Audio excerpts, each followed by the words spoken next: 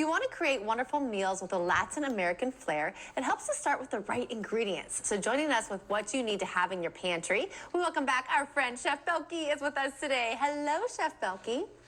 Hey, how are you, Kara? This is such a great idea for a segment because there's so many times where you've come on our show and you've mentioned ingredients that we necessarily would not have on hand, but we definitely need. Yes, absolutely. What's very interesting about Latin cooking, especially Caribbean cooking, is that we have the base spices that we use for almost everything. But then at the end of this, I'm going to show you what is like the number one time saver for all of it. So if we want to start like with one ingredient at a time, which is how I mostly cook when I come on, right? Is one ingredient, one ingredient. So I'm going to show you. Which one do you think is the most necessary? You always mention like adobo. Oh my God, that's it. Okay. That's it. That's exactly it. So that is, you're good, girl. You learned. Oh, we learned a lot together. You've taught me a lot. I've watched you many a times. Yes.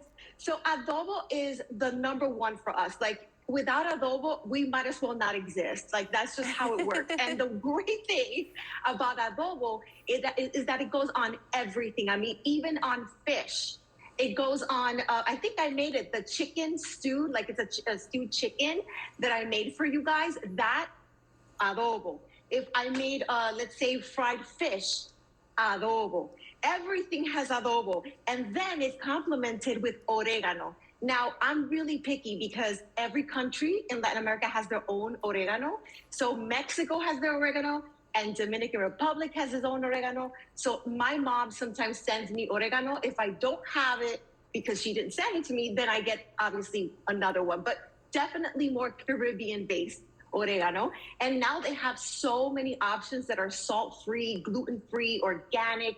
So the world is your oyster out there when it comes to our spices. Any questions so far? A little bit. What does adobo look like? Is it just also with the spices that you'll find on the spice aisle? Can you say that again? Is the adobo, do you just find it in the spice aisle? Is it just in one of those little spice? Well, most of the supermarkets will have it in the Latin Caribbean aisle, or for example, here in Arizona, we have it in the Latin and Asian aisle. So we're together in one aisle. So you'll have, everything from the beans to the rice to everything, tomato sauce, everything that's Latin will be in that section of the supermarket. And you'll see it. There'll be different brands of adobo. And then there's other brands that you can get online. Most of the ones online are going to be the ones that are gluten-free. They're a little more costly, but I think they're worth the extra money because, you're taking in something that's a little healthier. And I try to do that all the time. You're feeding kids. Might as well let them grow up a little healthier than we did. So true. Yes. So one of the things that we also use a lot is sazon. It's a little like kind of orangey red, and that gives the food not only flavor but some color. And then paella. Have you ever had paella? No, I don't think so. Oh, okay. So paella originates in Spain, and it's you cook it in this really big pan, and there's rice. There can be different types of paella. Yes. So there might be chicken, there might be seafood, there might be everything that you can imagine they will make a paella out of. And it's almost like a street food that they have out there. So that, one of the best things is it has, let's say bijou, right? Saffron. Have you ever bought saffron? I've been given saffron, I believe, from my mom, but I've never actually bought saffron. If you don't know, saffron is super expensive. So you also have other alternatives to saffron. So I love saffron, not even just for Latin dishes. I'll throw it in some Italian dishes as well. I'll share one with you later.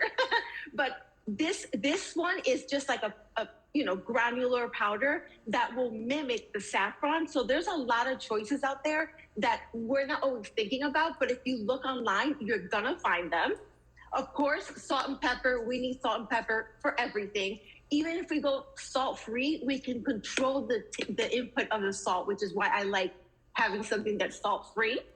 And you would not believe it, we love soy sauce. And whenever I share recipes with soy sauce, I have people like, why soy sauce? That's not Latin.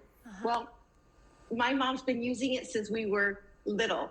And of course, we have that Spanish influence in the Dominican Republic and obviously Cuba Puerto Rico, and other islands. And we love our olives. Love them. No pit. These are manzanilla olives. I love the ones that are salad olives. They already come chopped up when you're lazy. And cilantro. Belkey, we just have less than a minute left, so I'm going to have you rush through this recipe because I want to see it. So cilantro, this is the base for a lot of our cooking. And then this is what we call our sofrito. This is our main seasoning. So when you don't do all of this, you do all of this. You take your blender, you blend all of these things, and then you get this. And this is all you're going to need to season anything. Just like I do all the time on the show, just this. But if I did it with this all the time, it'd be kind of boring, right? So yes, this is what you need. And I'll give you guys the recipe so that you can have it there for your viewers. And wonderful. they can try it themselves. Yay, yeah, thank you, and they're going to Belkey. love it. Oh, I'm sure. It looks amazing. Yes. Well, thank you so much. So nice to see you. Good to see you too. Me. Thanks for taking us through that. Now we understand so much more. Appreciate it. You guys are going to have more information, a link to the recipe, more on Belkey on our website at katu.com. Don't go away. We'll be right back with more Afternoon Live right after this.